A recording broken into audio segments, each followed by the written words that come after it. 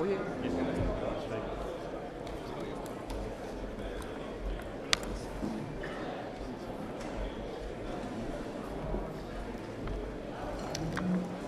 evening, ladies and gentlemen. Assalamu alaikum wa rahmatullahi wa barakatuh. May the peace, mercy, and the blessings of the Almighty God be upon you all. I would want to welcome you all to the 5th edition of the Pan-African Ahmadiyya Muslim Association Peace Symposium.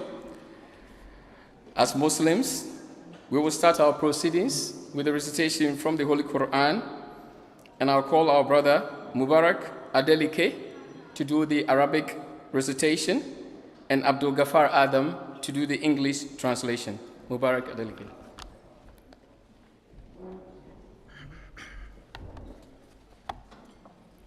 Assalamu alaikum wa rahmatullahi wa barakatuh. أعوذ بالله من الشيطان الرجيم.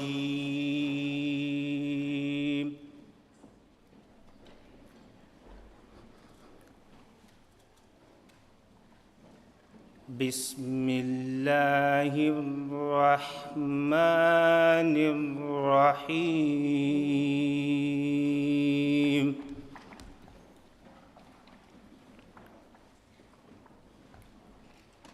هو الله الذي لا إله إلا هو عالم الغيب والشهادة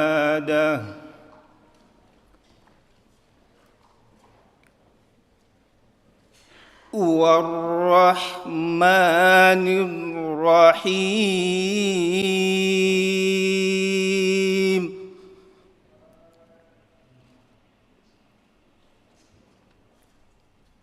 هو الله الذي لا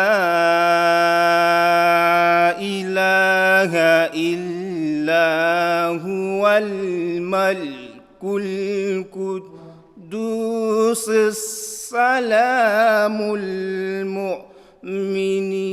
المهيمن العزيز الجبار المتكبر سبحان الله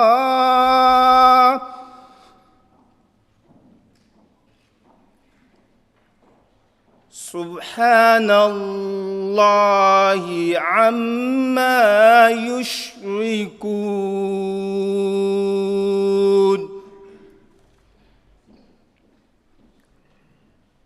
هو الله الخالق البارئ المصور له الأسماء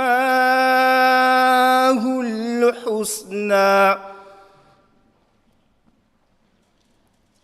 يسبح له ما في السماوات والأرض وهو العزيز الحكيم. السلام عليكم ورحمة الله.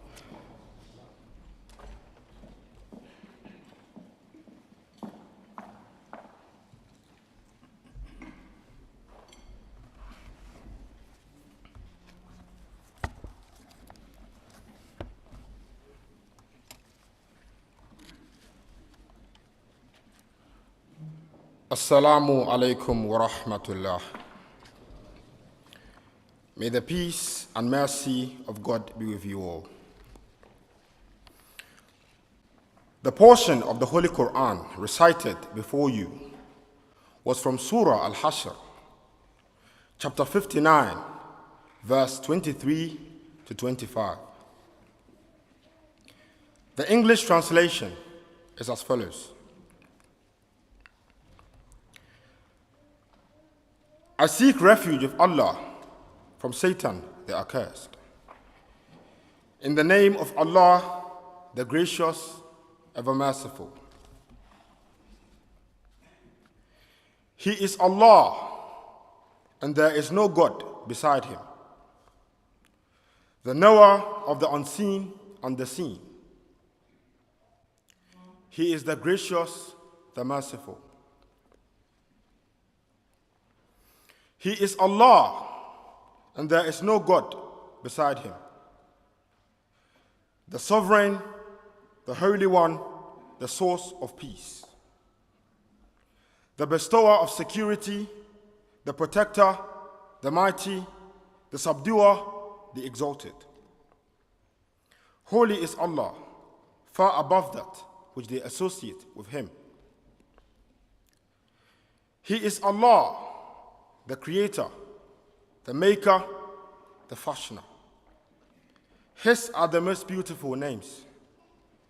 All that is in the heavens and the earth glorifies him. And he is the mighty, the wise. Jazakumullah.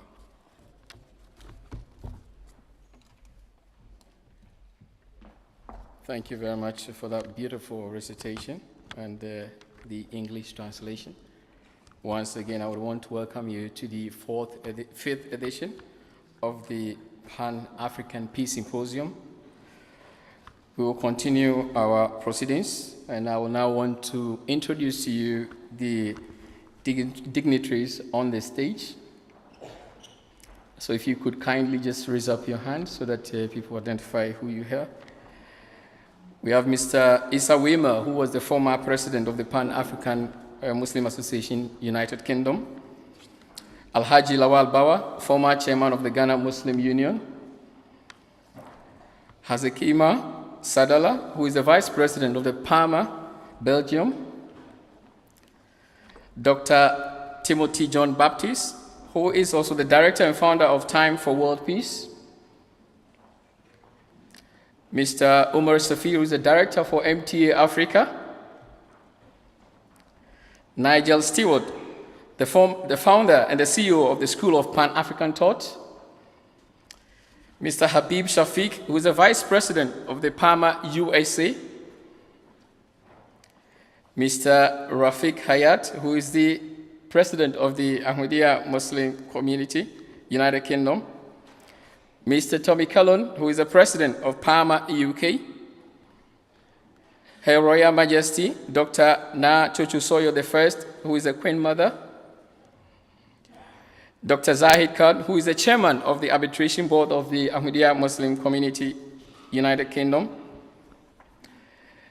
Jonathan Lord, who is a former MP for Woking. Abdul Ghaffar Abed, who is a senior missionary of the Ahmadiyya Muslim community here in the United Kingdom.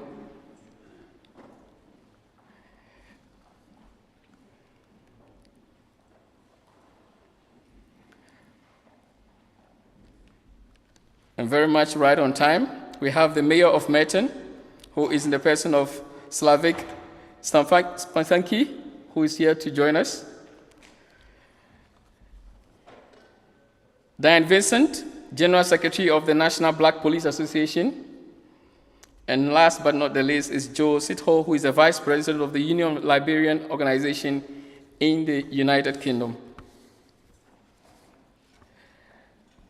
I will now call on the President of the Parma, UK, in the person of Mr. Tommy Cullen, to give us the welcome address. Mr. Tommy Cullen.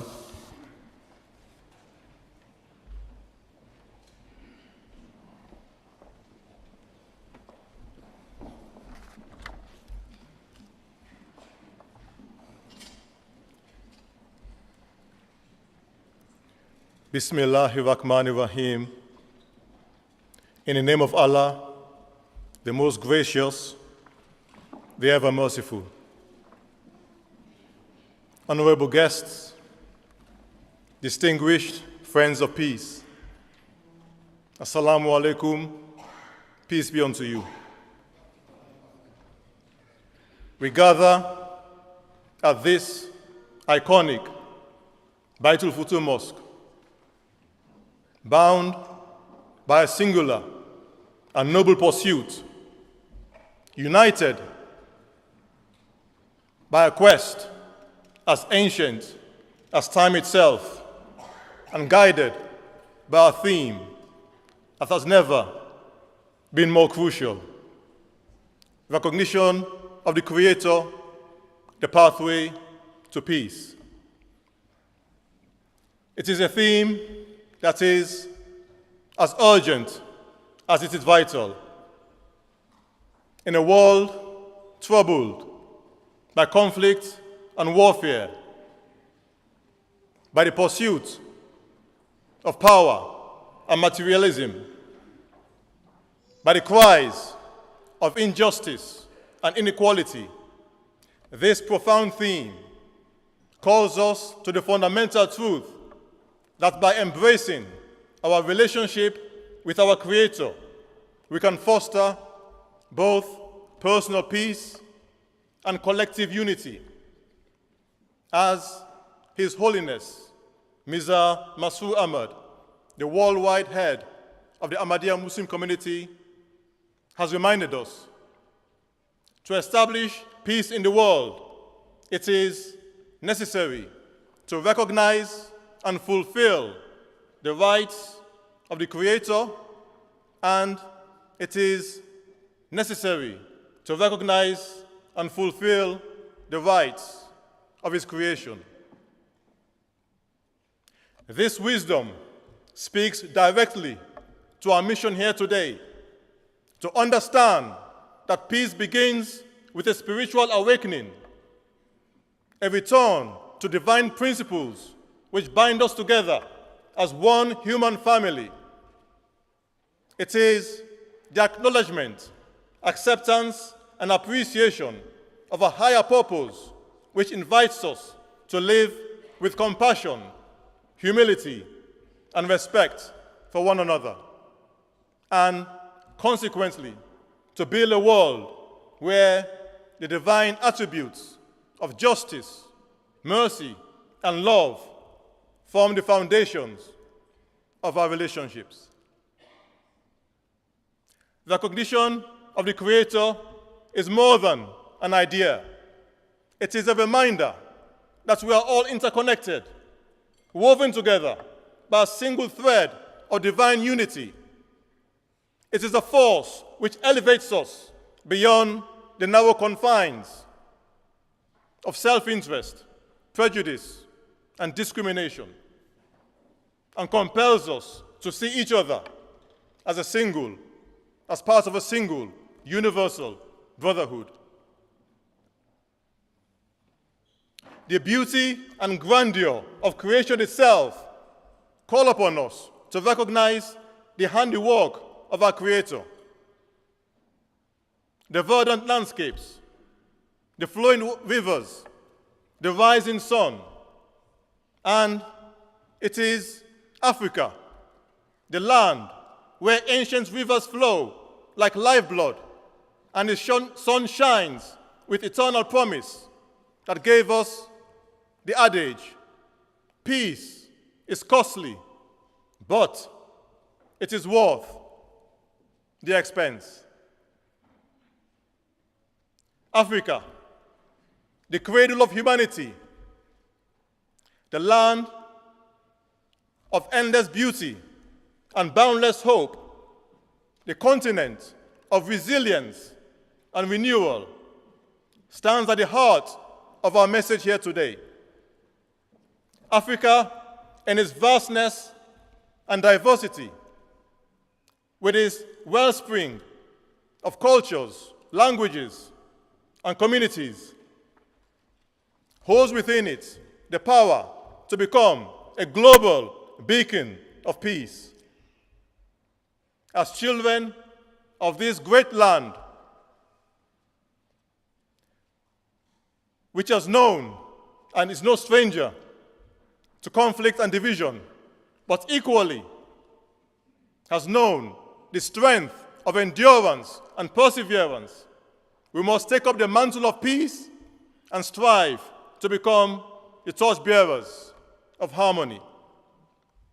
From our diverse lands and cultures, let us rise together as Africans and as a global family to exemplify that true peace begins with recognizing our Creator that justice is born from righteousness and that true power is found in service.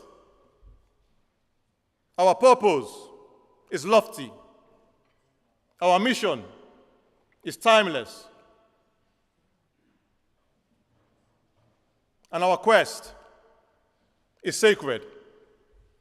The path before us is to journey towards peace with every step and every word. We must hold all humanity within a sacred trust and remember that our duty to each other is nothing but an extension of our duty to God. Let us therefore leave this symposium not as separate souls, but as a chorus of hearts united by one Creator, one purpose, and one mission: to be the agents of peace, the bearers of light, and the healers of division. Let this symposium ignite a flame within us to spread love, pursue justice, and forge unity wherever we may be. And let us depart from this symposium with renewed commitment and determination to build a world united under the recognition of our Creator as the ultimate pathway to peace. Thank you and welcome to the Pan-African Peace Symposium 2024. Wassalamu alaikum.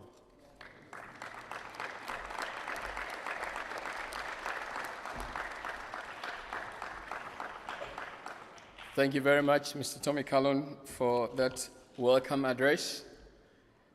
A lot of you, perhaps today is your first time of joining us at the Pan-African Peace Symposium. Most of you, probably today is your first time of joining us in the mosque here of the Ahmadiyya Muslim community.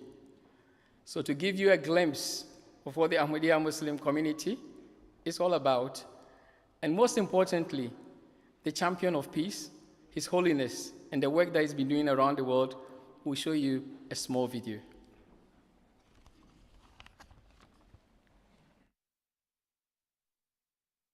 Nowadays, when the world again getting divided into blocks, extremism is escalating and the financial and economic situation is worsening. There's an urgent need to end all kinds of hatred and to lay the foundations of peace. This can only be done by respecting all kinds of sentiments of each other. If this is not done properly, honestly, and with virtue, it will escalate into uncontrollable circumstances. You understand at a profound level that promoting religious freedom is an essential building block for peace and stability here and throughout the world. In this, we are allied with His Holiness, a courageous champion of religious freedom and of peace.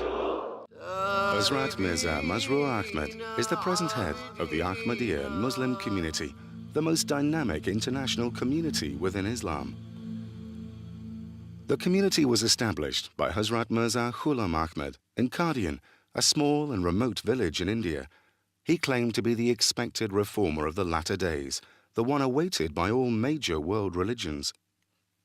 Founded in 1889, the community has continued to spread throughout the world, flourishing under caliphate, the system of spiritual leadership established after the demise of the Holy Founder. The current successor of this movement, Hazrat Mirza Masroor Ahmad, continues the work of the Holy Founder to revive the spiritual and moral state of mankind. The movement embodies the benevolent message of Islam in its pristine purity, a movement that preaches peace, universal brotherhood, and submission to the will of God.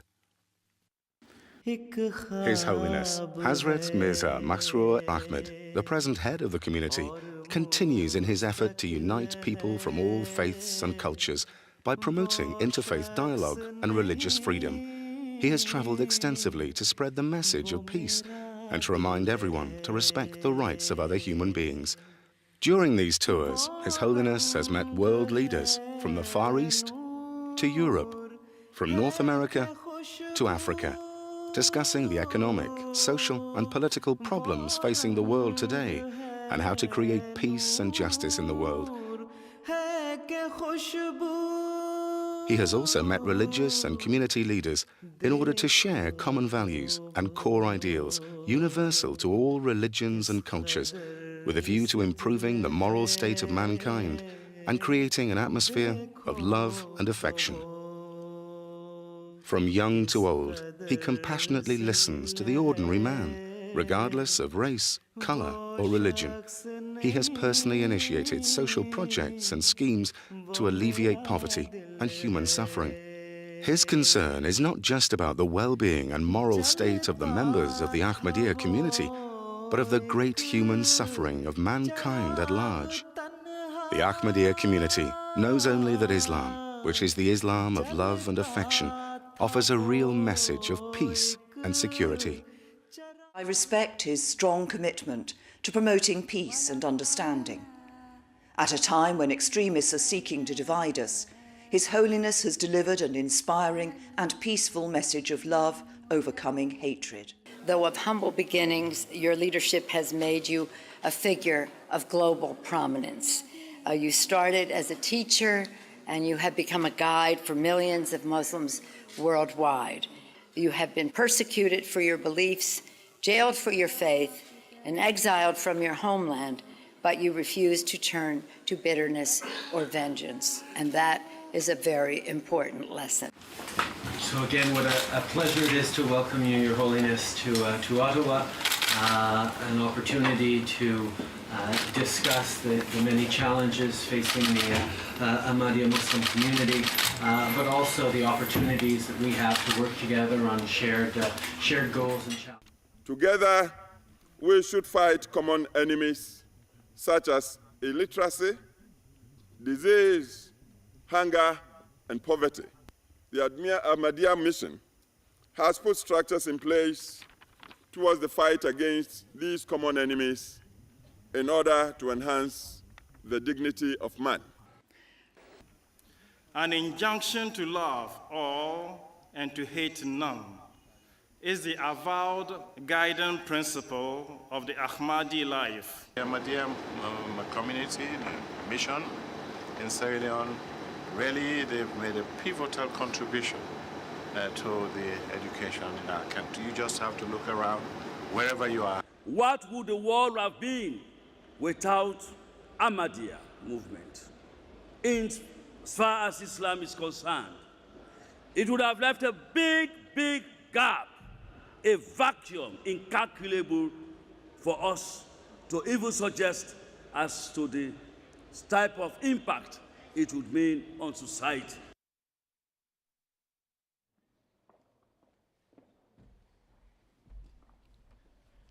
Thank you very much. We will now move on to the guest speakers for tonight. And our first guest speaker is Haji Habib Mohammed Shafik, a certified life coach specializing in wellness and disaster relief. He is the vice president of the Pan-African Ahmadiyya Muslim Association in the United States of America. Based in Central Florida, he has over 35 years of experience in public administration, social justice, and community service, working with organizations and municipalities. He has received distinguished lifetime achievement awards from the Ahmadiyya Muslim Youth Association and the Elders Association in the United States of America, and has represented the American Ahmadiyya Muslim community globally. We are delighted to have him again at this year's symposium after flying across the Atlantic Ocean to join us, and we invite him to say some few words. Mr. Habib Shafik.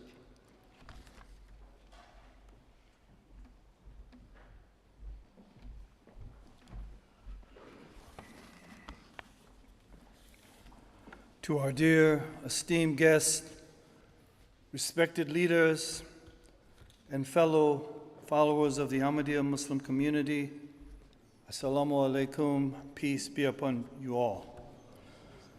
Today we gather as individuals from diverse faiths and cultures and backgrounds United by our shared humanity, we come together to reaffirm a profound truth, that is, the recognition of the Creator is the pathway to peace. We live in a world besieged by conflict, division, and hatred. We must return to the fundamental principles that unites us all: our shared origin, our shared dynasty, our shared destiny. We are all creatures of the same Creator, connected by an invisible divine thread of love. As the Holy Quran reminds us, and among his signs is the creation of the heavens and the earth, and the diversity of your languages and colors. The Bible teaches, love your neighbor as yourself.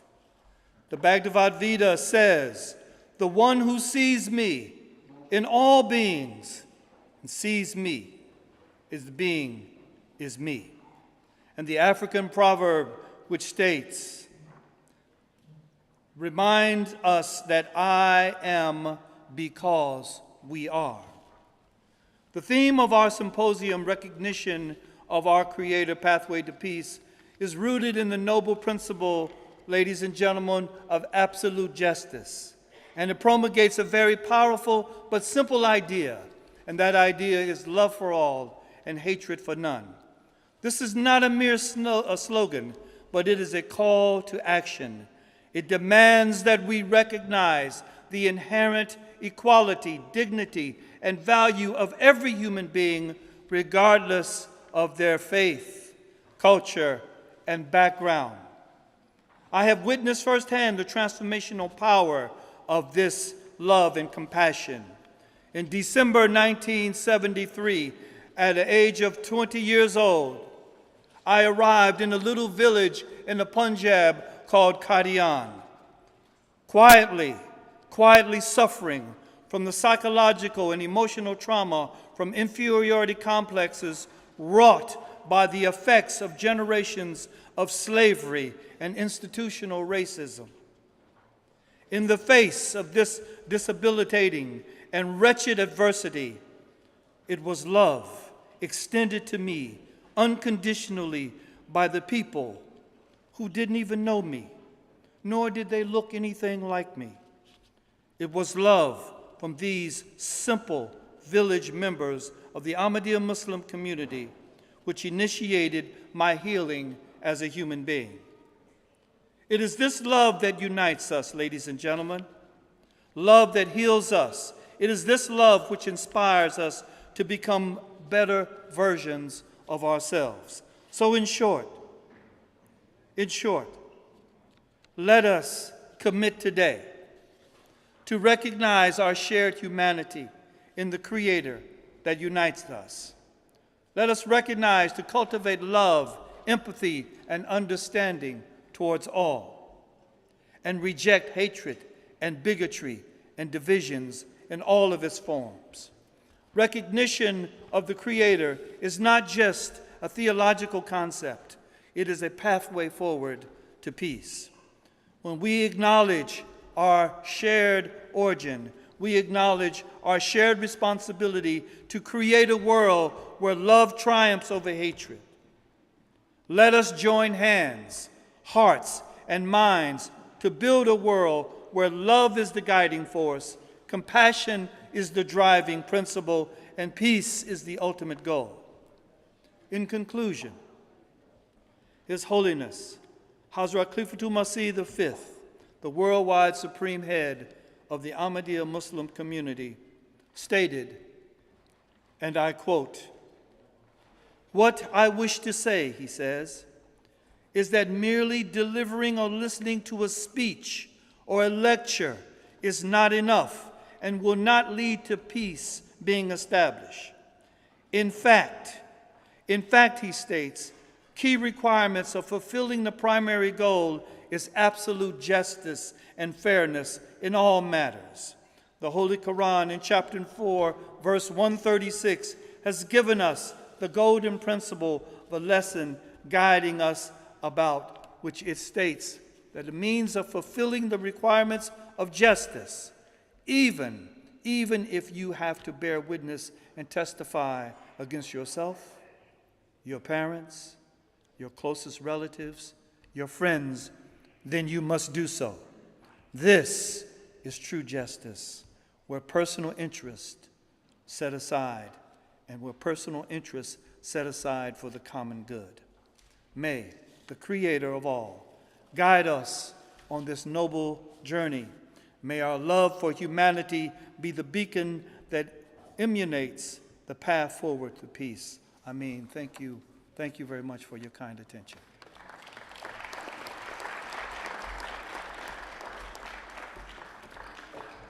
Thank you very much, Habib Sab. We now move on to our next speaker, who is Nigel Steward.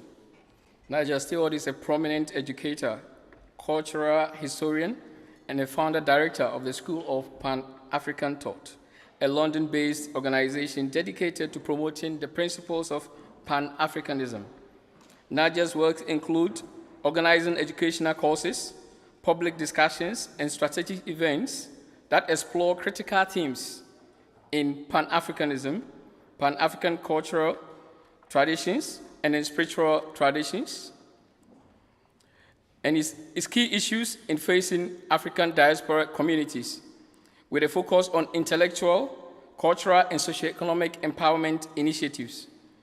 He's a long-standing friend of PAMA, and we welcome him again to join us and to say some few words. Nigel.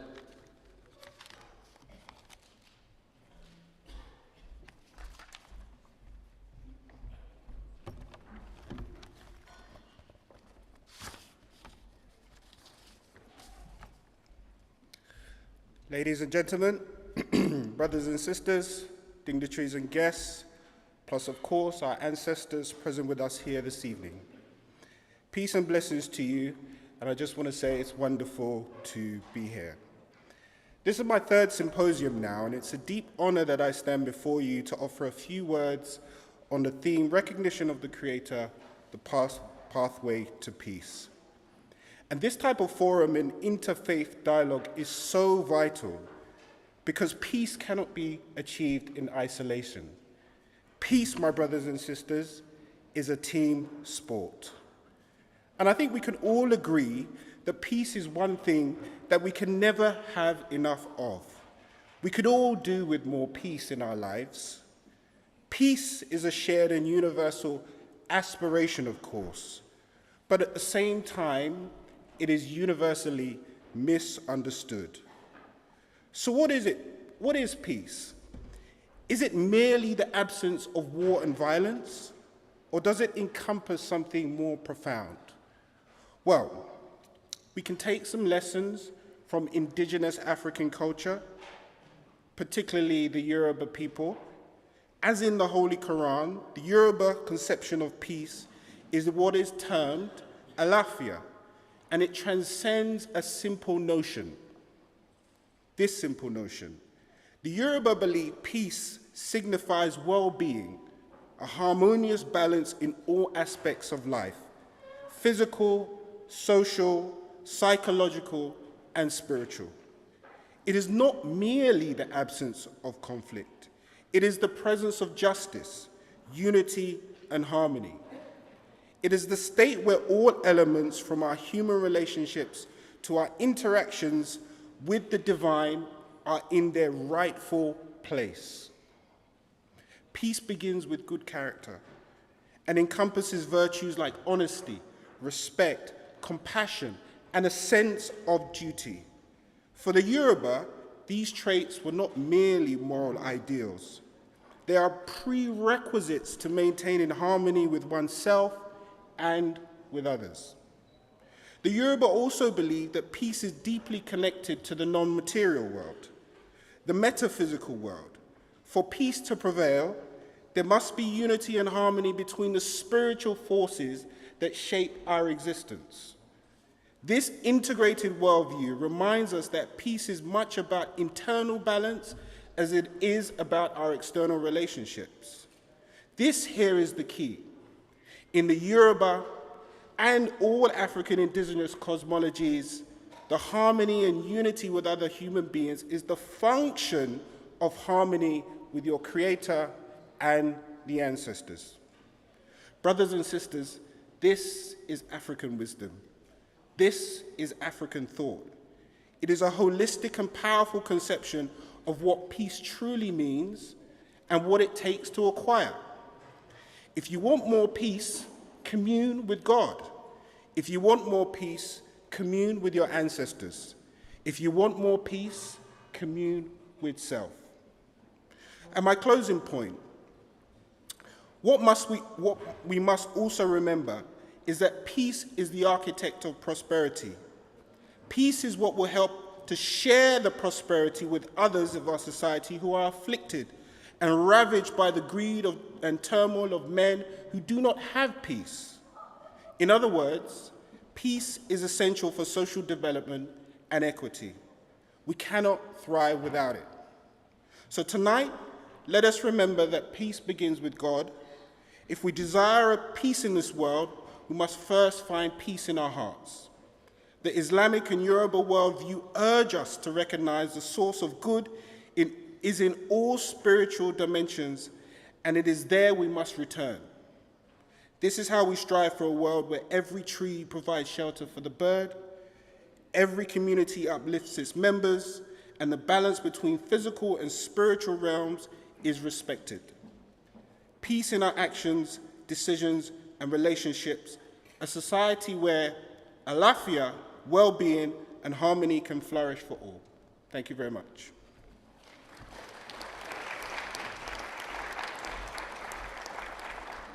Thank you very much, Nigel. We now move on to our next speaker in the person of Councillor Slawek Szczepanski, the Mayor of Merton. Councillor Slawek Szczepanski is the first Polish-born individual to hold this position. Elected in May 2024, he has committed to encouraging residents of Merton to pursue their aspirations and contribute positively to the community. His tenure focuses on fundraising for his chosen charities, the University College, London, Hospitals Charity, the Christian Care, which aids those in poverty across various faiths in the borough. I now have the singular honor to call the Mayor of Merton, Slawek Szczepanski, to address us. Thank you. Good evening, everyone. It's my privilege to stand before you as the Mayor of Merton, representing one of the most vibrant communities in the United Kingdom. Tonight, as we come together to celebrate the spirit of community and the values that bind us, I want to reflect on what makes Merton special. Our borough is a shining example of what can be achieved when people from all walks of life come together, united by a shared purpose to create a place where everyone feels welcome, valued, and supported. Diversity is not just a characteristic of Merton, it's one of our greatest strengths. With over 120 languages spoken and cultures from all over the globe, our community is a beautiful example of perspectives and ideas. But diversity alone is not enough. It's the way we embrace it, the way we learn from each other, the way we work together that sets Merton apart. Wherever is through the tireless efforts of our local organizations, communities, the dedication of our volunteers, and contributions of all individuals, that makes the difference. As a mayor, I'm continually inspired by the stories of resilience, kindness, and collaboration that I hear from across the borough. From initiatives that address climate change to those that support mental health and well-being, Merton residents show us time and again what can be achieved when we come together for a common good. Together, we can ensure that Merton remains not just a place where we live, but a place where we belong. Thank you.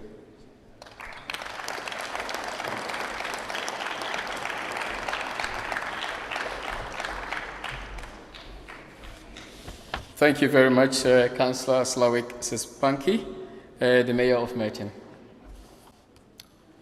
We move on to our next speaker, in the person of Her Royal Majesty Manye Dr. Naa Tsotsoo Soyoo I. Manye Naa Tsotsoo Soyoo I holds a degree in law, politics, and international studies, diploma in real estate management, postgraduate degrees in real estate and project management, certificates of qualification in global diplomacy, citizenship, and rule of law, internal displacement, and conflict resolution. Having won the global recognition for her work, teachings, and strategic leadership, business acumen, and the community engagement, Manye Naa Tsotsoo Soyoo sits on the panel of the UK's African Diaspora's Malaria Initiative, that is ADMI, and is the president of the National Council of Ghana Unions in the United Kingdom.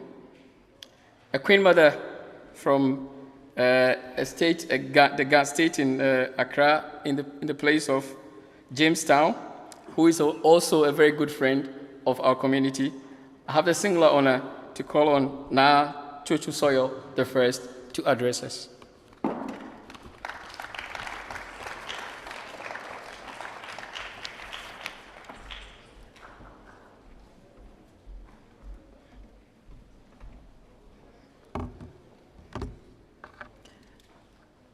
Assalamu alaikum wa rahmatullahi. I hope I said that properly. May peace be upon this house. I'd like to first of all greet the leadership of the community and the special guests, ladies and gentlemen.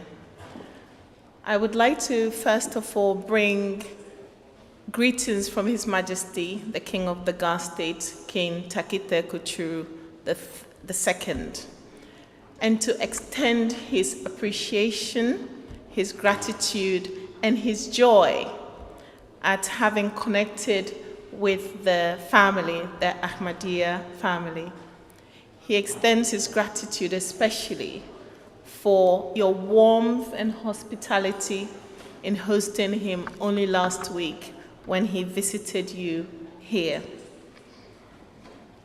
Ladies and gentlemen, it is my pleasure to be back home, because I call this my home, and to be part of this symposium.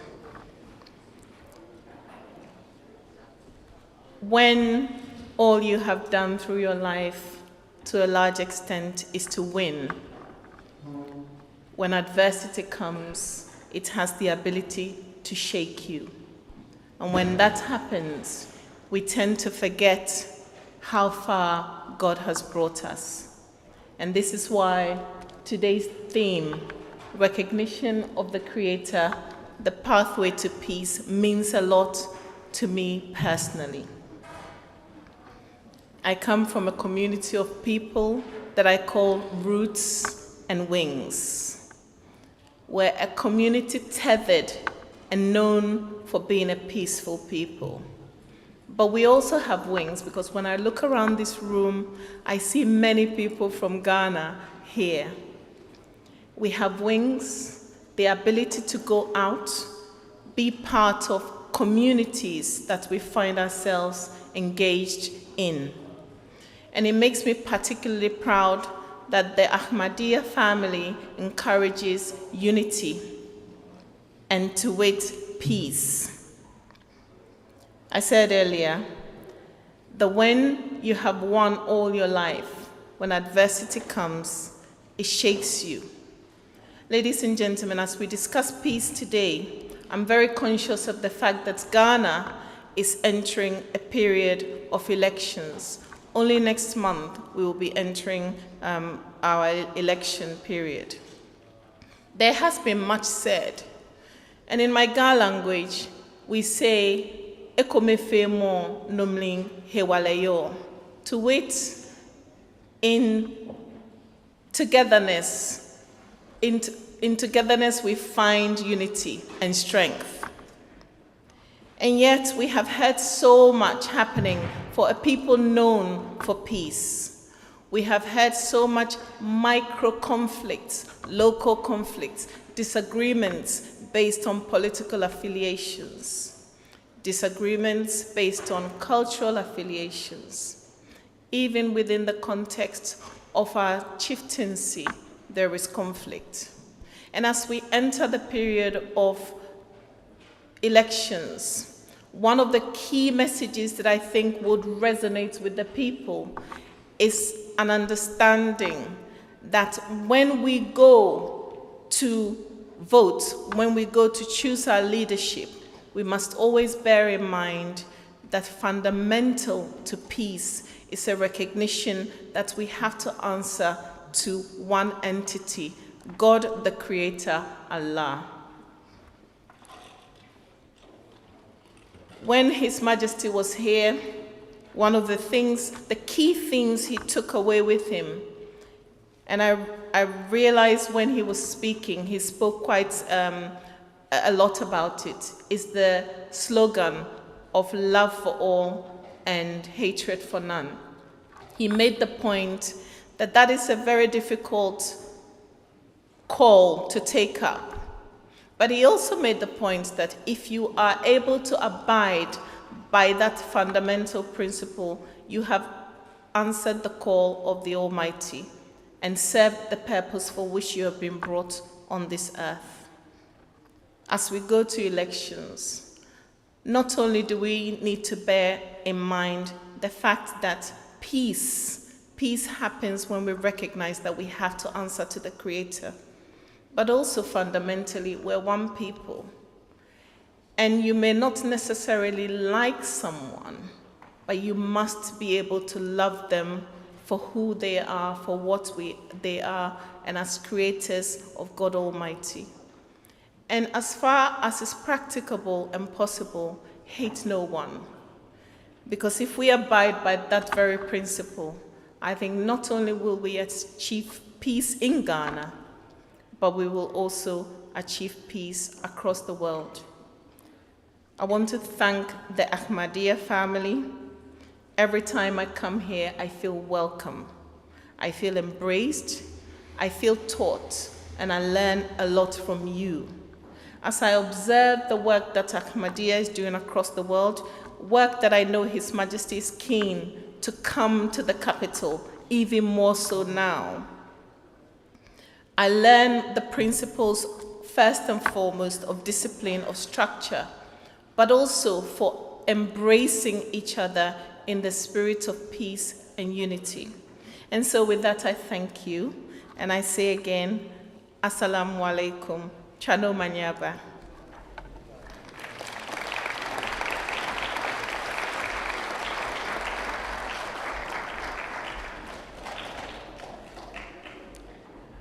Thank you very much, Your Royal Highness, my Dr. Naa Tsotsoo Soyoo I. And I'll move on to our next speaker in the person of Her Excellency, Mrs. Fatou Bensouda. Her Excellency, Mrs. Fatou Bensouda, serves as the Gambian High Commissioner to the United Kingdom. She is a distinguished international lawyer who previously served as a chief prosecutor at the International Criminal Court, where she was recognized for her dedication to international justice and pursuing cases on gender-based crimes, crime against humanity, and genocide. Her career includes roles as Attorney General and the Minister of Justice of the Gambia and legal advisor at the International Criminal Tribunal for Rwanda. Her years of public service highlighted a commitment to justice, diplomacy, and community cohesion. We are delighted to have Her Excellency Mrs. Fatou Bensouda. If I could kindly request her to address us.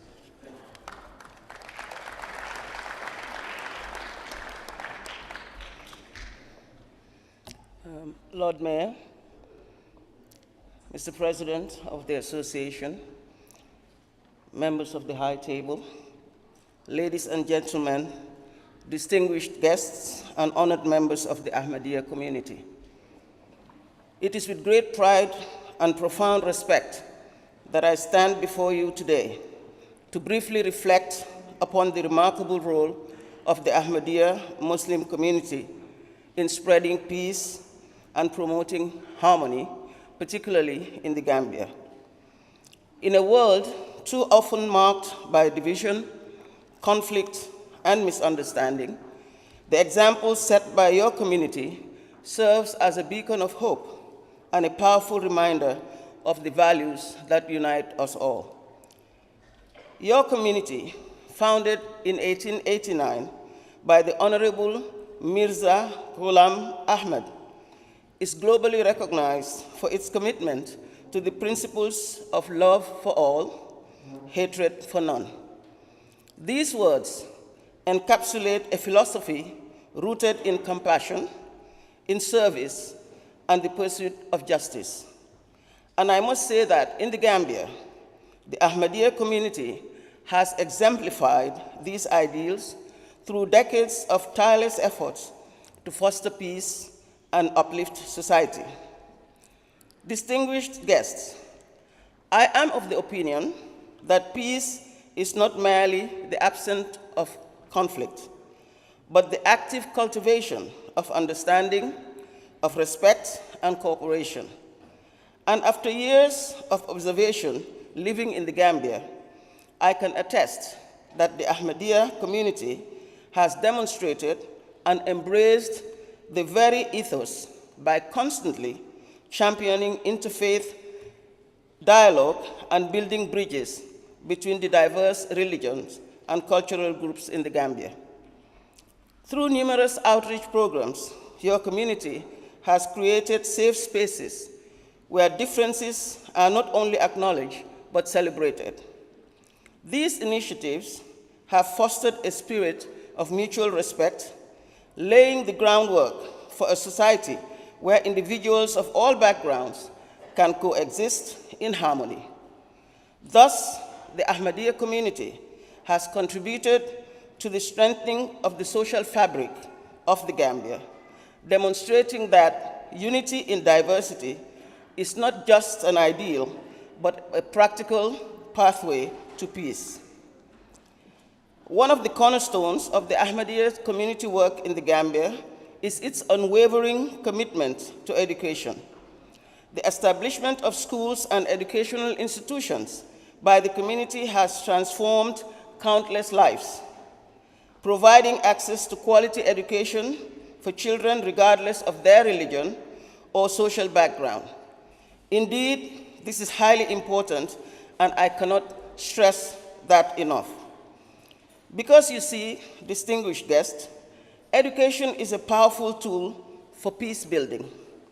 It empowers individuals with knowledge and fosters critical thinking and equips communities to address challenges constructively.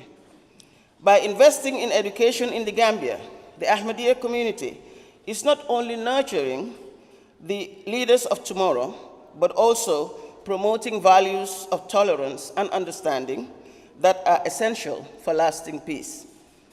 Furthermore, another significant contribution of the Ahmadiyya community in the Gambia is its dedication to improving healthcare. Through clinics, health campaigns, and charitable initiatives, the community has extended a lifeline of those in need, particularly in underserved regions. Healthcare is not just about treating ailments. It is about affirming the dignity and worth of every human being.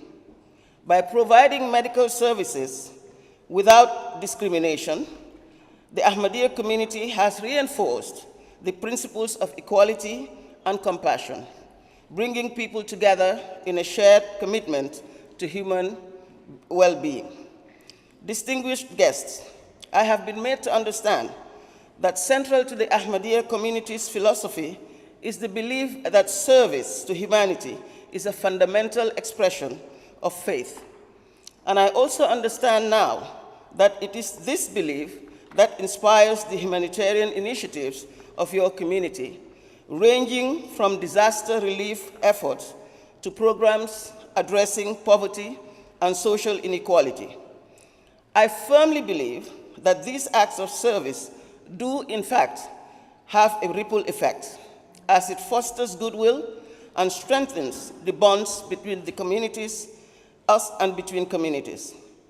It also demonstrates that peace is not achieved through grand declarations, but through consistent, selfless actions that uplift others. To conclude, as I celebrate the contributions of the Ahmadiyya community, I am reminded of our collective responsibility to uphold the values of peace, tolerance, and service. I pray that the world draws inspiration from your community's example and commit ourselves to building a world where love and understanding prevail over hatred and division. Peace is not the work of a single group or individual. It is a shared endeavor that requires the participation of all. Together, we can and must ensure that the seeds of peace sown by the Ahmadiyya community around the world continue to flourish, benefiting generations to come. I thank you for your attention.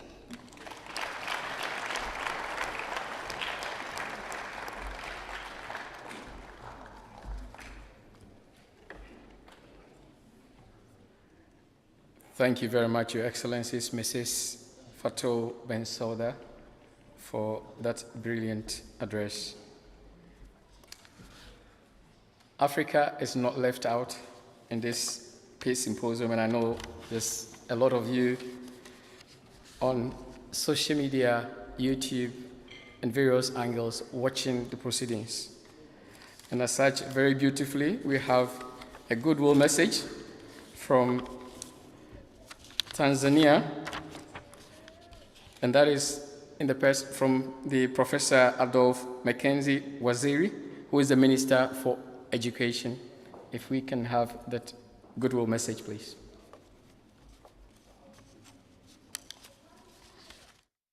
It is an honor to me to have this opportunity to make a brief statement in this Pan-African Peace Symposium.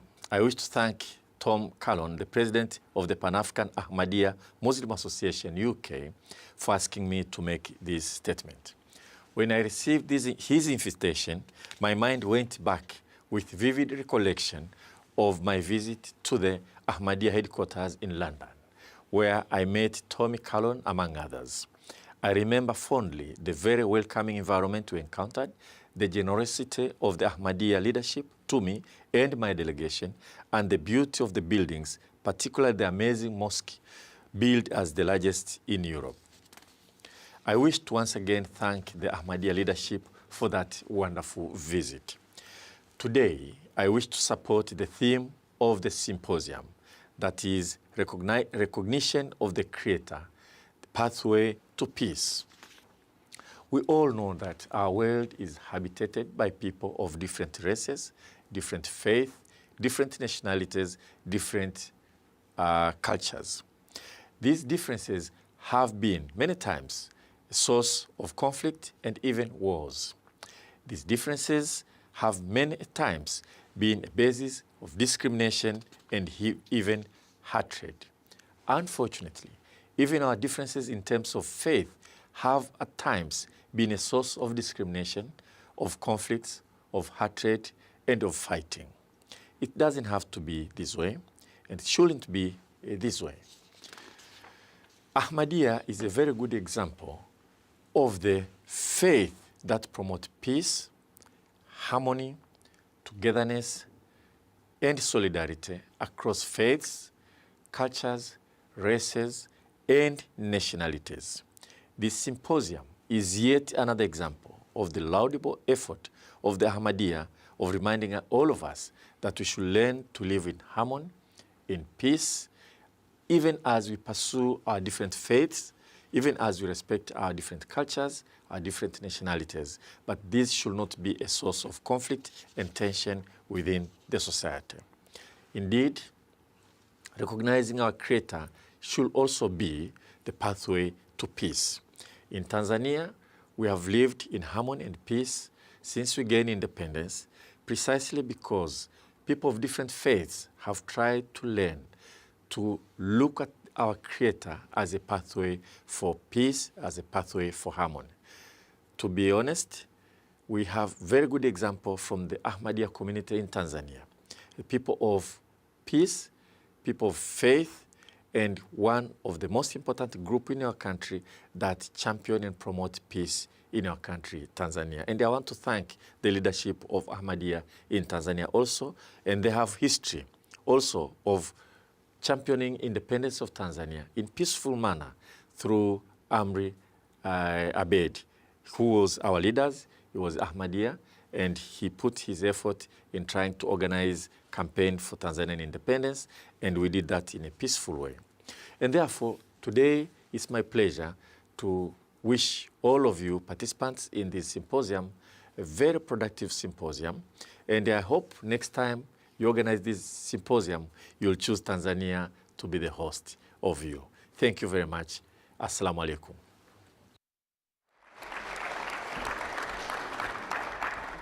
Yes, of course. I believe that will be thrown to the MT Africa Director, Mr. Omar Safi, to honor that request of our Minister of Education from Tanzania to take up that peace symposium, because I know MT Africa has been organizing peace symposiums across Africa. So Mr. Omar Safi, it's over to you now. Thank you very much.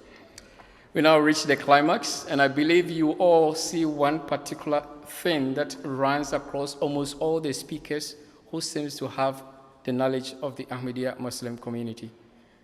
And we pride ourselves that this is not by anyone's doing, but indeed the leadership of His Holiness. And we are so blessed that he considers himself as also an African, living in Ghana for about 8 years, and a lot of the work that he did there. So Africa indeed is not left out. He has been kind enough, His Holiness has been kind enough to send us a special address which will be read by the President of the Ahmadiyya Muslim community here in the United Kingdom. But before that, the keynote address will be delivered by the President of the Ahmadiyya Muslim community here in the United Kingdom, who actually is also an African by birth. Mr. Rafiq Hayat was born in Kenya and has a deep connection to Africa that complements his leadership as the national president of the Ahmadiyya Muslim community, United Kingdom, an office he has held for over 2 decades after successive tenures as the national president of the Ahmadiyya Muslim Youth Association and the Ahmadiyya Muslim Elders Association. Under his leadership, the Ahmadiyya Muslim Community's United Kingdom has expanded its peace initiatives and charitable activities. He has overseen the development of community mosques across the United Kingdom, including this very landmark, beautiful Beit-il-Futuh mosque that we have this very gathering today. He actively engaged in interfaith discussions, advocating for religious freedom, combating Islamophobia, and fostering community cohesion. Guided by the motto, love for all, hatred for none, Mr. Rafiq Hayat has strengthened the community's standing with British society through initiatives that bridge culture and faith divides. We are truly honored to have Mr. Rafiq Hayat, our Kenyan brother, to address us as our keynote speaker today. Mr. Rafiq Hayat.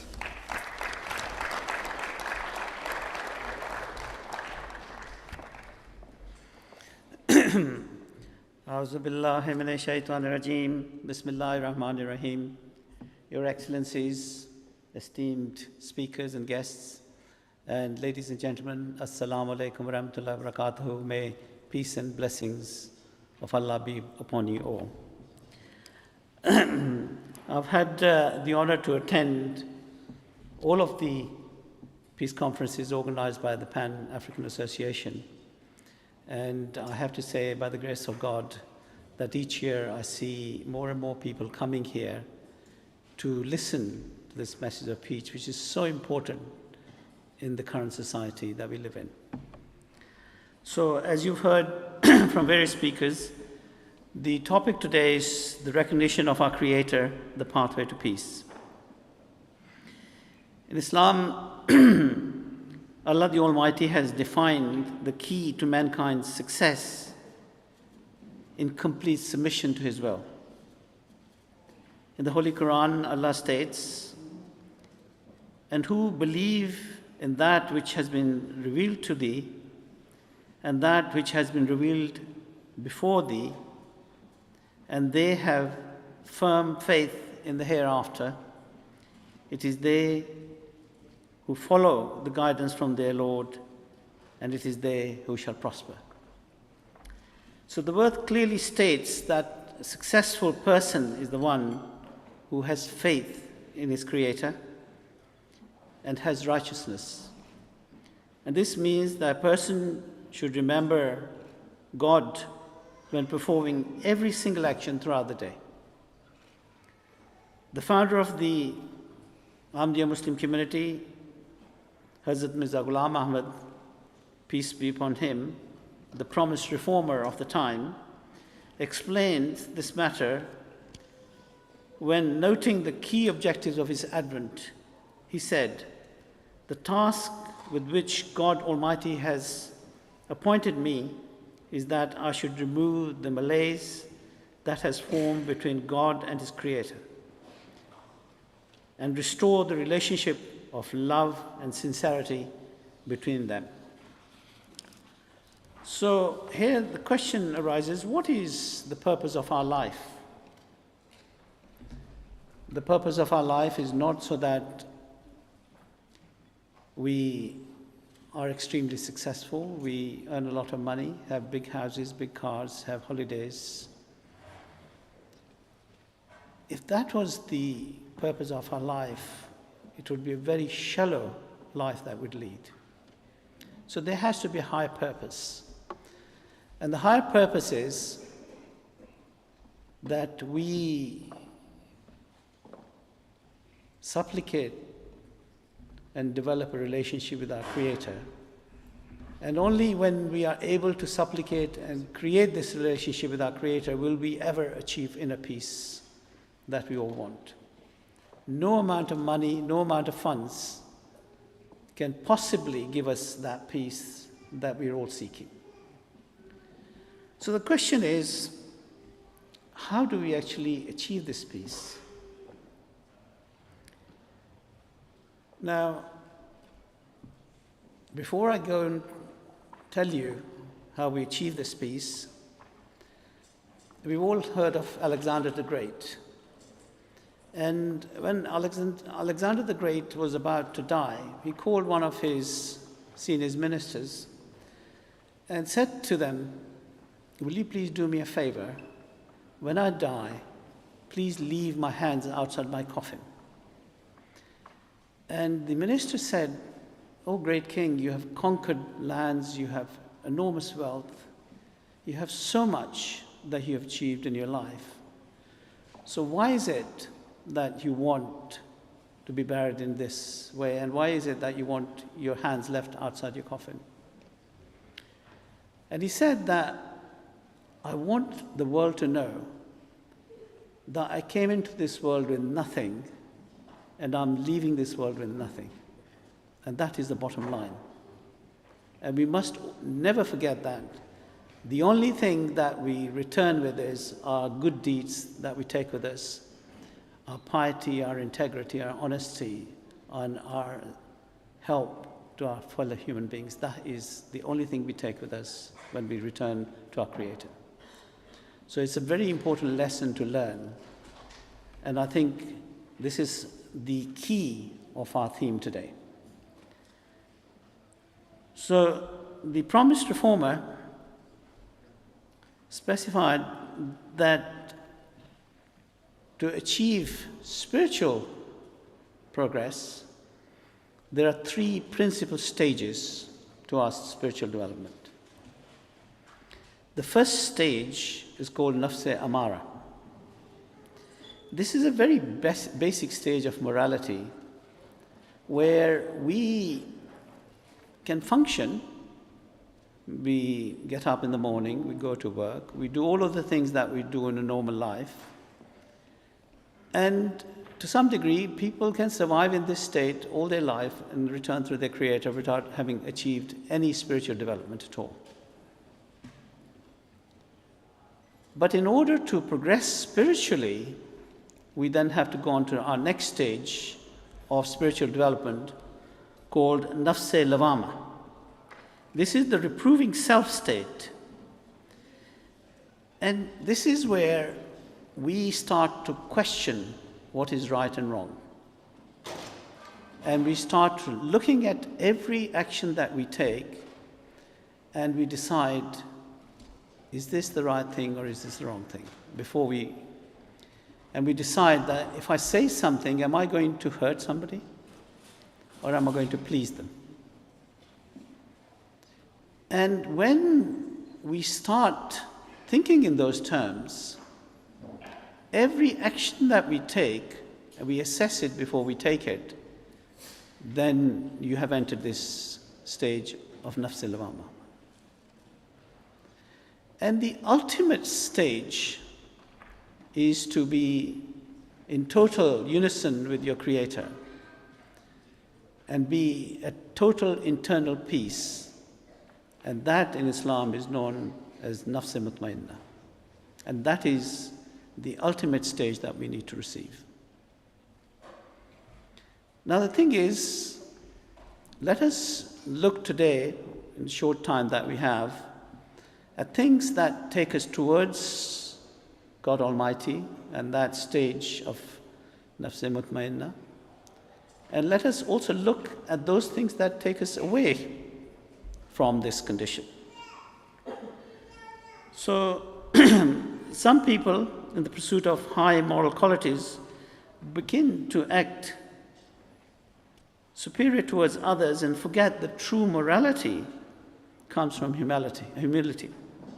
Society has forgotten empathy and selfless acts of kindness. Because of this, there's growing restlessness, fear, premonition, and the lack of trust in the future.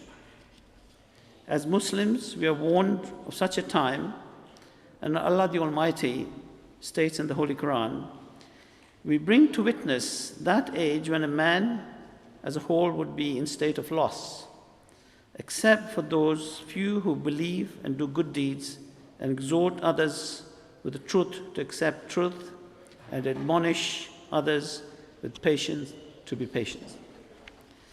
From this verse, the Holy Quran, we're told that the true peace and happiness will only be bestowed upon those who strive towards good deeds and keep connection with their Creator. Allah has placed great emphasis in the Holy Quran on hukukul ibad. This is the rights of the Creator. Hukukul ibad, the rights of the creation. Along with hukukul Allah, the rights belonging to God Almighty. And the promised reformer has said the main commandments of the Holy Quran are only two. Number one is the unity of God and the love and obedience to the Almighty Creator, who possesses the greatest attributes. And two, kindness towards one's brothers and mankind. And he further states that the second purpose of his advent is that for the sake of God's people and out of compassion, all people should engage their strengths and capabilities in the service and well-wishing of God's people. And they must treat gratefully and beneficially all people, from kings and emperors down to ordinary persons who has done them a favor. So on the social media, we see videos of people giving food to homeless. However, by filming the moment and pushing the camera in people's face, this good deed essentially robs the individual of their dignity.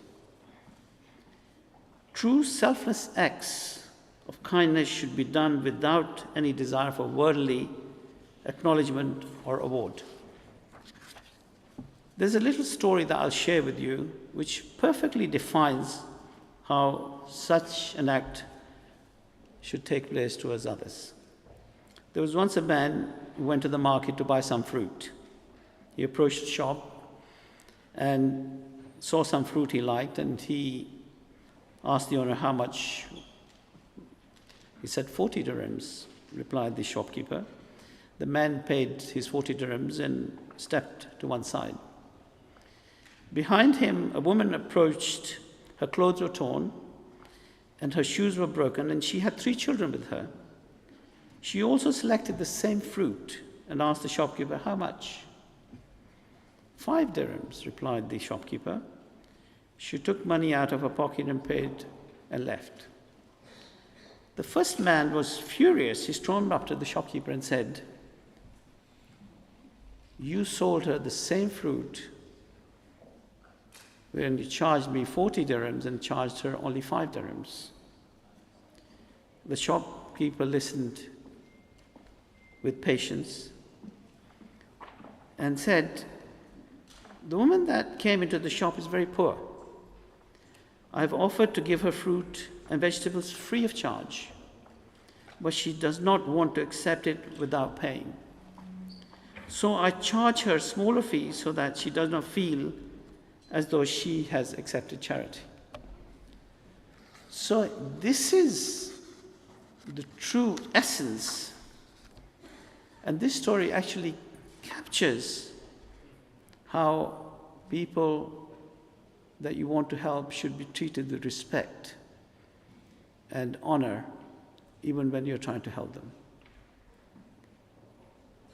Now, whilst charity is essentially a cornerstone of all religions, due to the rise of social media, we are seeing an age of individualism, which fuels a me-first attitude and makes it difficult for people to recognize the struggles of those who are less fortunate or embrace self-sacrifice for the collective good.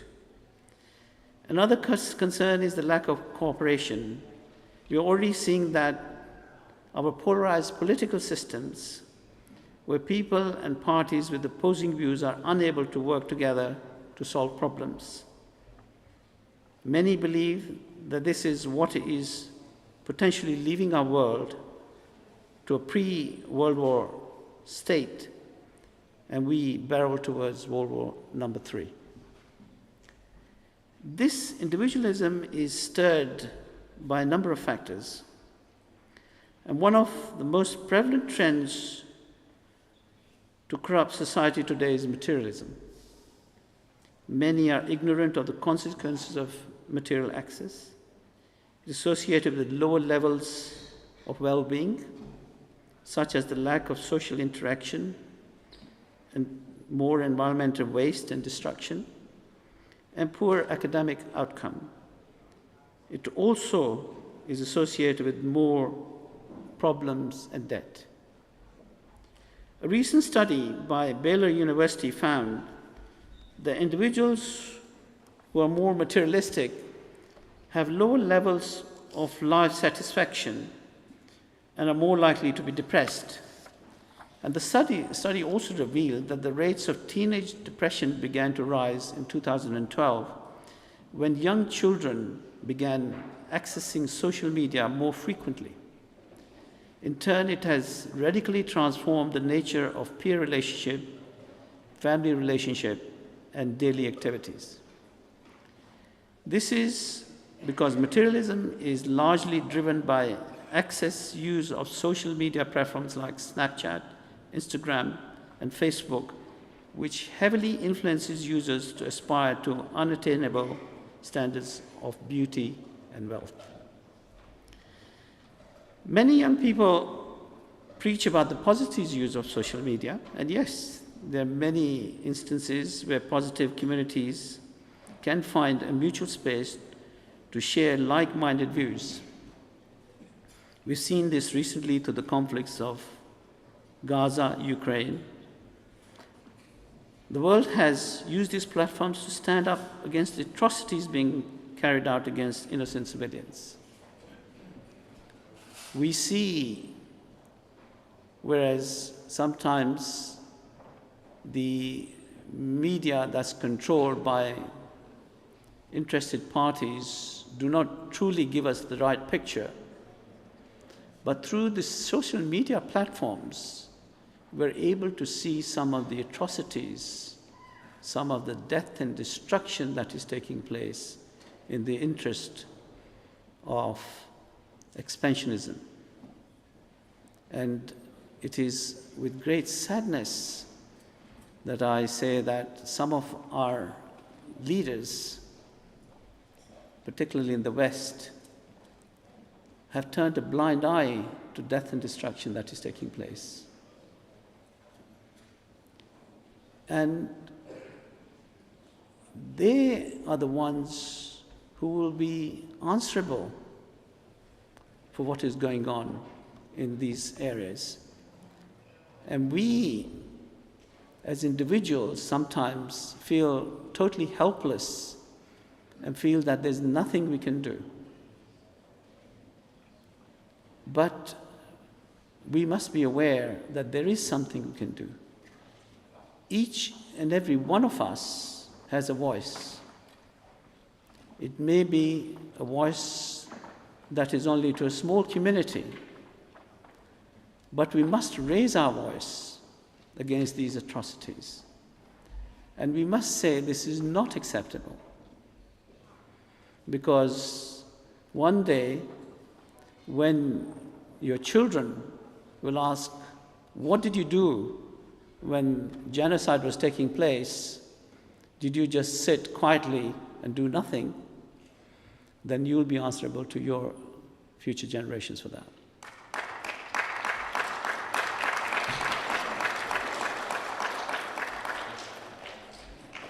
And therefore I appeal to everyone who is here, speak out in any way you can.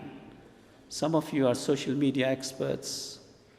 Nowadays, one of the great things is that you don't have to be on the television to be able to put forward your views. Social media has the power and the ability to reach the four corners of the earth. Use it. Make your voice heard throughout the world. Now, social media, whilst it's, as I mentioned, has got some very positive attributes. However, we must be careful because it also has a lot of dangers, especially for our future generations, especially for the children. A lot of research has taken place, and now the scientists are coming to the understanding that overexposure to media of any type, screen time, if they say that if you spend more than 6 hours a day in front of a screen, then you are considered as an addict. And particularly in young children, they say that it rewires their brains, and they then have a short attention span. And this, I'm sure that all of you who have children may have experienced something of that in your own homes. Whereas children previously used to love to go and play outside, they talk, they constantly couldn't stop them from talking. But the children who put in front of TVs now by the parents as surrogate parenting, those children now are growing up with short attention spans and sometimes lack the ability to have proper conversation. And can you imagine those children becoming parents? What type of children will they be bringing up? And these are the dangers that have been recognized by some of the creators of these social media platforms. Bill Gates, one of the most influential tech leaders in the world, stated he limited how much technology his children could use at home. In 2007, Gates implemented a cap on screen time when his daughter started developing an unhealthy attachment to video games. He also didn't let his kids get mobile phones until they turned 14. Snapchat CEO Evan Spiegel confirmed in an interview with the Financial Times that he and his wife only granted an hour and a half screen times per week to their kids. During the interviews, Spiegel also advised parents to cut down on their own screen time or explain what they're doing with the devices so the kids aren't looking at the back of black phones with no idea of what's going on. So whilst we are addressing the children and saying they should not spend more time, we ourselves have to also think about this. We cannot live without a phone. We get anxiety when we put our phone away for a few minutes. At night, you want the phone right next to your bed, so then even in the middle of the night, people get up and want to look at what messages they've received. Now, with the new ways phones are being used by our children, they need acknowledgement every time they do something. They send out a message, they want acknowledgement, and if they don't get acknowledgement, they get anxiety because they feel that they should have thumbs up all the time. So this social media is controlling our lives to such a degree that it is taking us away from the purpose of our creation. So if you are spending that much time with that, what time do you have to create your relationship with your Creator? In Muslims, we pray 5 times a day. Are we doing that, or are we just putting our phone down for a few seconds and going and pretending to go through the action? But in order to develop that relationship with your Creator, you have to give from your heart. You have to create that relationship. So we must look at technology and see how it is impacting upon us. Of course, now we are going into the AI technology, which is going to have even bigger dangers for our children, because we're going to live in a world where we'll not be able to tell between reality, what is true and what is false. Because the AI technology is so powerful that it can do anything. It can make people say things that they've never said. So if a person is presented with an image of me, let's say, saying something which is totally against anything I've ever said, but they see it, how do they know it's not correct? How do they decide that what is true and what's not? So these are the dangers that we are going to face in the future, even more with technology, and it's going to take us even further away from our Creator. In a report published by BBC, the Centre for AI Safety website suggests several possible disaster scenarios when it comes to society's overdependence on the AI technology. AIs could be weaponized. For example, drug discovery tools could be used to build chemical weapons. AI-generated misinformation could destabilize society and undermine collective decision-making.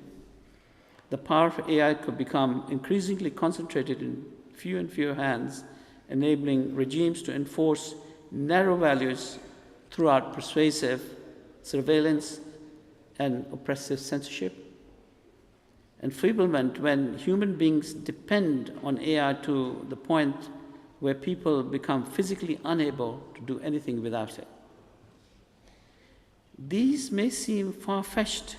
However, we are slowly watching people become heavily dependent on technology. Many sit for hours on end in front of screens, watching videos, playing games, and forget everything else around them. This dependency takes us from our responsibilities to one another and distracts us from creating our relationship with our Creator.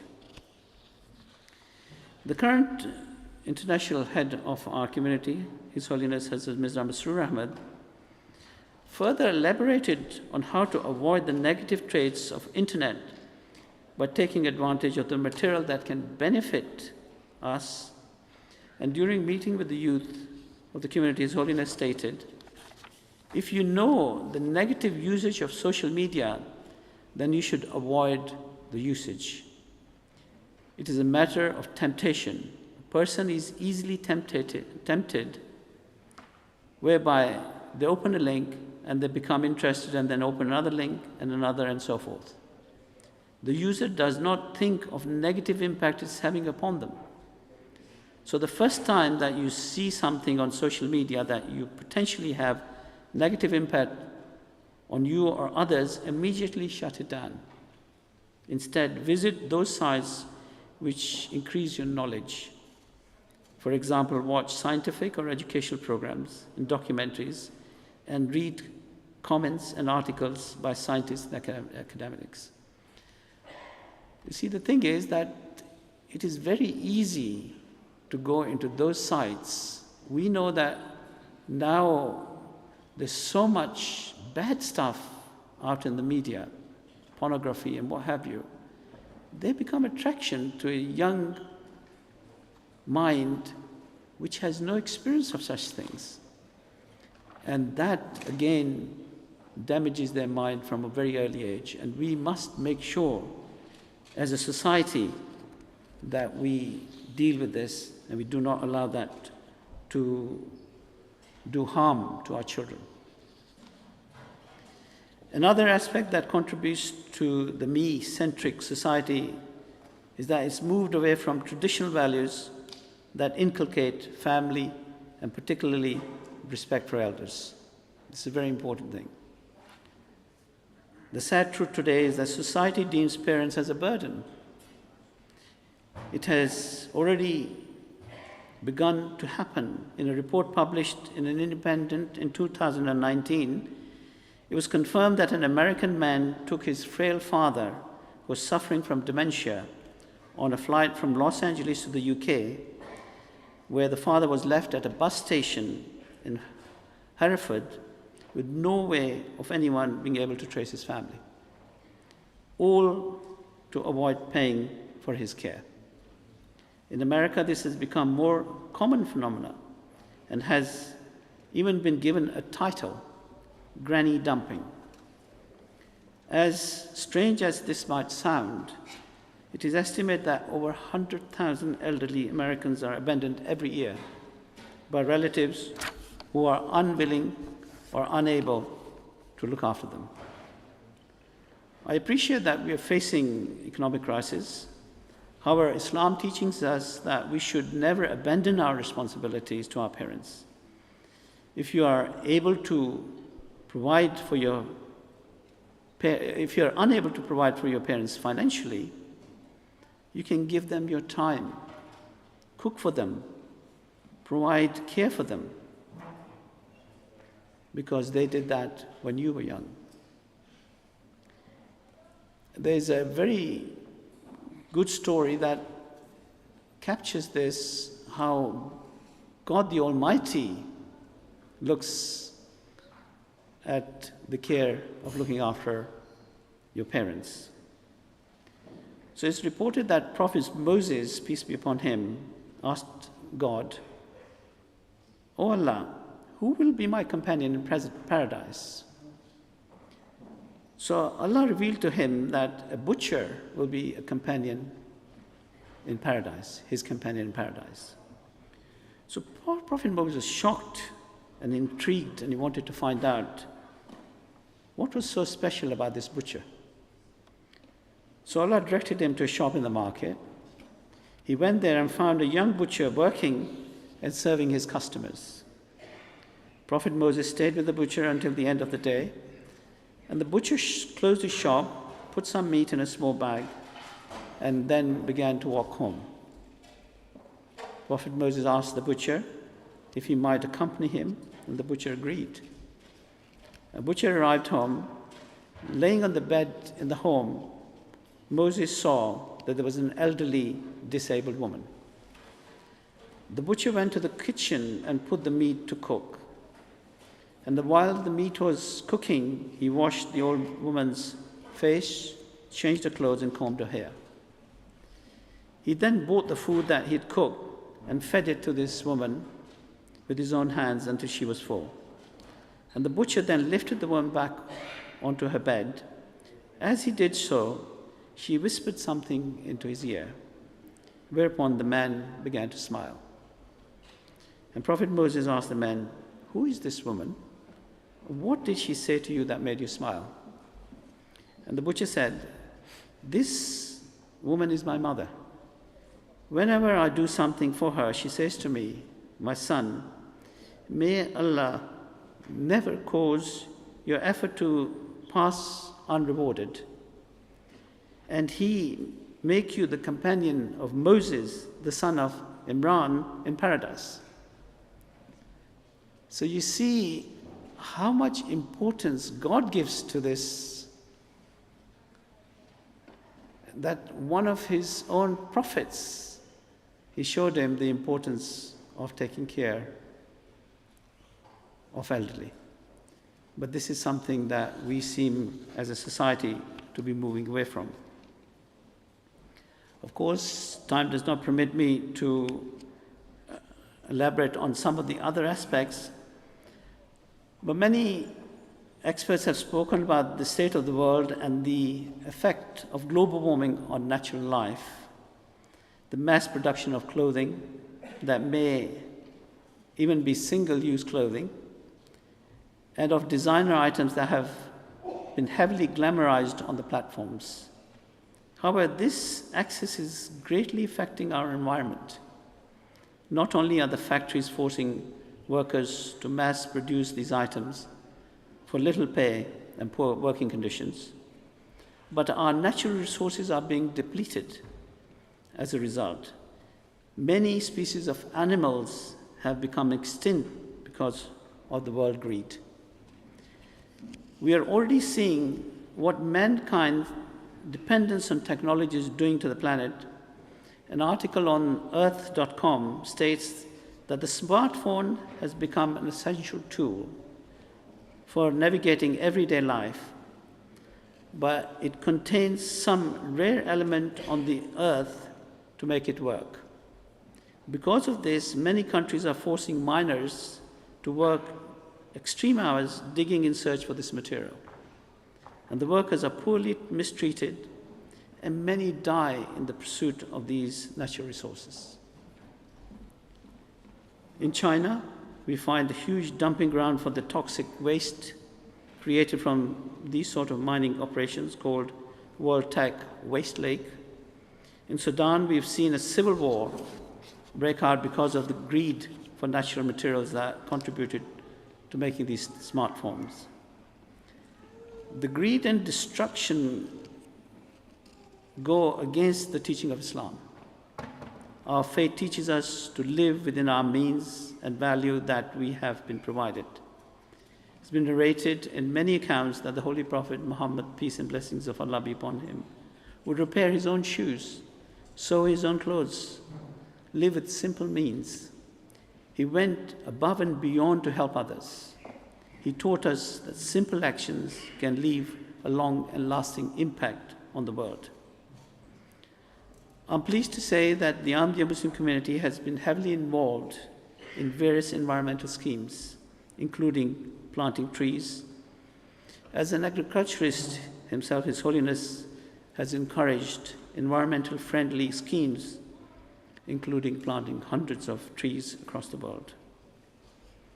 However, sadly, we're seeing the world is neglecting the signs of global warming. Instead, many world leaders are lost in the pursuit of power, which is slowly pushing us into a world war. We see countries ravage either for political gain or for natural resources.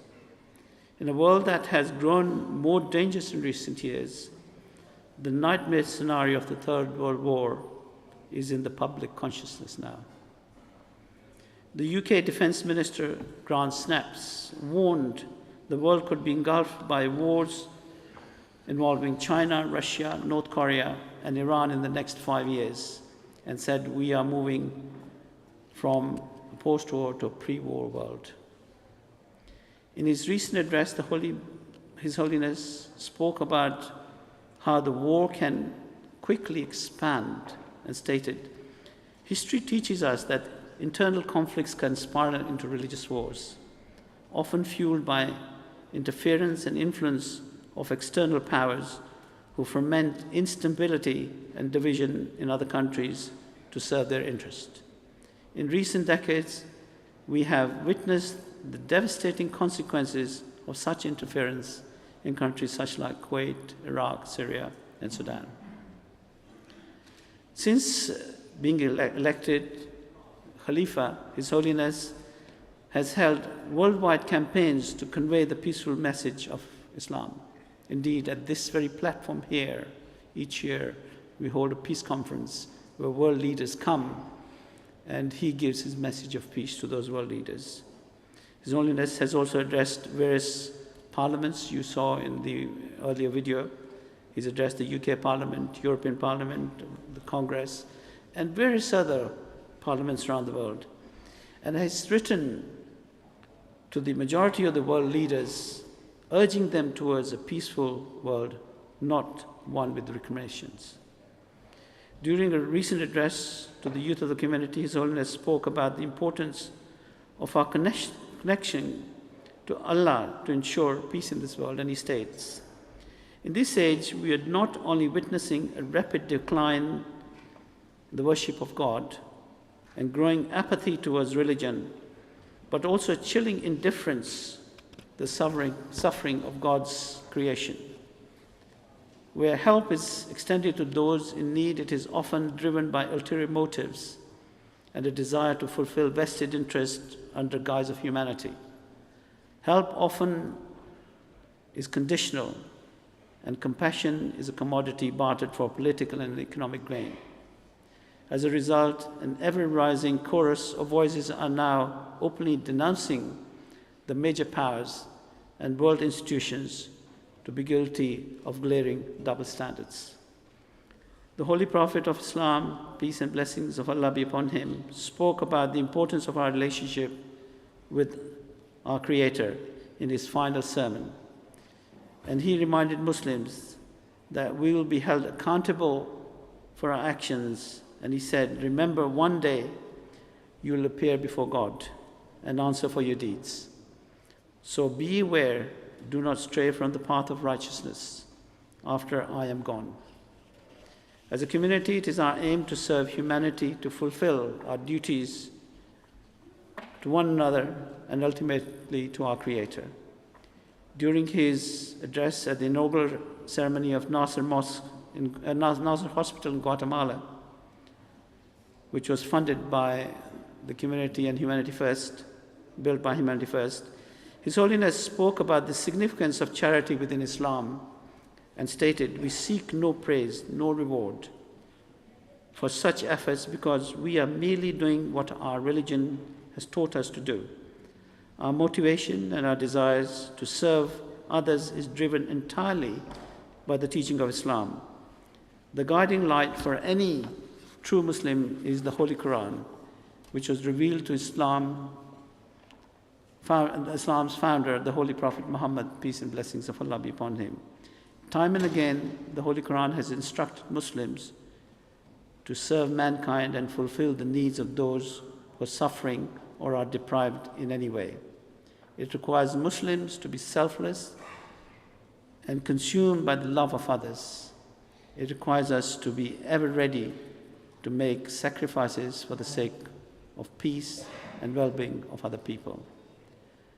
Let us pray that we can achieve this peace in our world, as it's important for our future generations to grow up in a world filled with hope and prosperity rather than fear and division.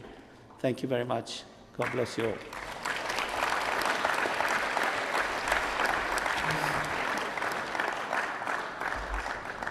We are very fortunate that His Holiness also sent a message for this particular symposium, and I would like to read it out.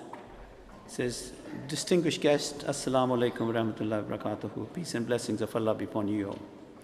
I'm extremely pleased that with the grace of Allah, the Pan-African Muslim Association UK is once again holding a peace symposium.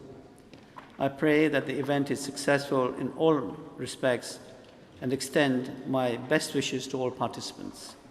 We live in an era of grave uncertainty and inequality and injustice has taken root globally. As such, it is critical need of the hour that mankind focuses on its effort upon ensuring peace and stability in the world. Therefore, at every opportunity and upon every platform available to us, the Ahmadiyya Muslim community is dedicated to promoting peace and seek to bring people from all walks of life together in order to foster unity and understanding. Indeed, this has always been our objective because the founder of our community, Hazrat Mirza Ghulam Ahmad of Qadian, peace be upon him, repeatedly stressed the paramount importance of fulfilling the rights of our fellow human beings and to manifest love, grace, and compassion towards one another. In fact, he stated that he had been sent by Allah the Almighty with two overarching objectives. Firstly, to draw mankind closer to the Creator, and secondly, to urge all people to fulfill the rights of God's creation. He stated that instead of seeking to usurp the rights of others, human beings, irrespective of their differences, should live in peace and endeavor to cultivate a society based on love, respect, and tolerance. As mentioned, we are passing through an extreme, turbulent, and dangerous time, which wars and conflicts are intensifying with each passing day. Scores of innocent people, including defenseless women and children, are being mercilessly targeted in various parts of the world, with hospitals being bombed, schools attacked, families torn apart. Nations are becoming increasingly divided as hatred and intolerance against immigrants and minorities is being fueled by those who exploit fear and deliberately sow discord. Moreover, at an international level, the world is becoming more and more polarized and opposing blocs are formed. Rather, they have been guided and directed by justice and fairness. It is these self-serving alliances that are shaping the foreign policies of nations and driving humanity towards destruction. Not only is there a threat of grave economic consequences for nations, but far beyond that, there is rapidly growing risk of another world war igniting. Such warfare will leave an indelible strain of brutality and inhumanity on history and lead to decades of misery, trauma, and despair.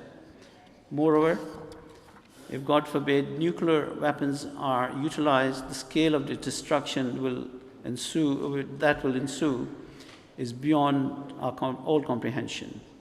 Not only will countless lives be lost in the immediate aftermath, but due to the lasting effect of radiation, children will be born for generations to come with birth defects, disabilities, genetic disorders, and other dangerous diseases. Thus, instead of looking back at their forefathers with pride and affection, those who follow us will be filled with rage and hatred for those who come before them. In the face of these global threats, it is necessary that the people of Africa, including its diaspora, realize the true value and recognition that the immense role they can play in the future of the world. Whilst the eyes of the rich and the powerful, Africa is deemed as weak and powerless, I consider Africa to be a great continent that has the potential to lead the world, so long as its people are united. Accordingly, all Africans, irrespective of their national, tribal, or religious differences, must strive to unite. Furthermore, the people of Africa must free themselves from all forms of deception, corruption, or dishonesty, and be prepared to work hard to make and sacrifice for their nations. Your nations must focus upon raising their educational standards, especially of their youth, so the African people can rise up through the enduring power of education and knowledge. If God forbid the world war occurs, it's likely to engulf much of the world, including dominant powers of the Western world. At such a time, other nations will have to step into the void of the leadership and seek to rebuild the world and to guide mankind back towards peace and prosperity. It is possible, and indeed I hope, that African nations shall be spared from the worst consequences of such a warfare. Therefore, as a continent, your nation must ready themselves for a future in which Africa can lead and guide the world. For this, you must, as I've already said, be committed to ending all forms of corruption and striving to raise the standards of your people in all respects. May it be the African people recognize the importance of spiritual and moral reforming and better themselves for the sake of the development of their continent and wider world. If you all understand your potential and objectives and strive earnestly towards fulfilling them, I have no doubt that Africa will prosper. Inshallah, certainly it is my sincere prayer that Allah the Almighty grants African people the ability and the quality required to lead and guide the world in the future. At the end, I pray that Allah the Almighty enables all African nations and their people to continue, progress and develop, and may your nation become a beacon of upholding the principles of justice, truth and integrity. Above all, may your nations and people be those who truly fulfill the rights of God and His creation. Ameen. Yours sincerely, Mirza Masroor Ahmed. Thank you very much.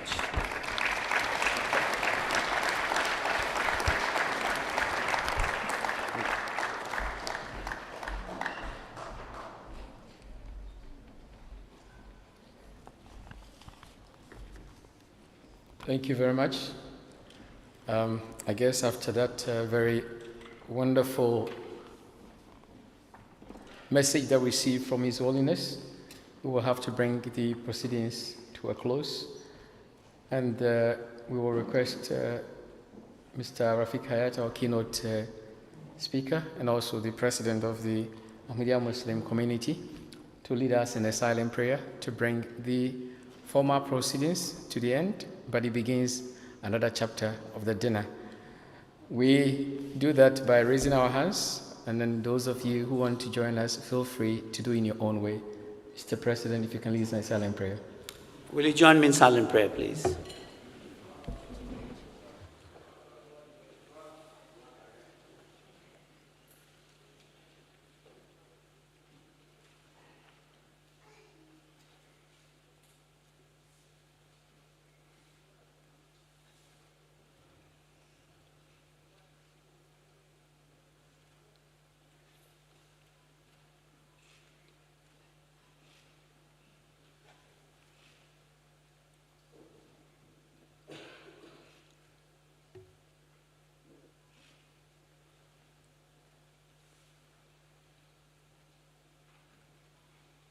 Amen. Thank you very much. Thank you very much. Thank you very much, everyone. Just remain seated, and the team will be around to serve the dinner.